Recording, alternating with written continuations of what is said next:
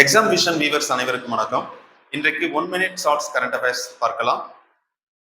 உலகின் பணக்காரர் வரிசையில் முதலிடத்தை பிடித்துள்ள நபர் யார் அப்படின்னு தான் பார்க்க போறோம். உலகின் மிகப்பெரிய பணக்காரர் அப்படின்னா உங்க எல்லாத்துக்குமே தெரியும் எலான் மஸ்க் அப்படின்னு. இந்த எலான் மஸ்க் அவர்களையே பின்னுக்கு தள்ளி முதலிடத்தை ஒருத்தர் பிடிச்சிருக்காரு. அவர் யாரு அப்படின்னா ஆரக்கிள் நிறுவனத்தின் இணை நிறுவனரான லாரி எலிசன் என்பவர் தான். இவருடைய சொத்து மதிப்பு $393 பில்லியன். அமெரிக்க மதிப்புல $393 பில்லியன்.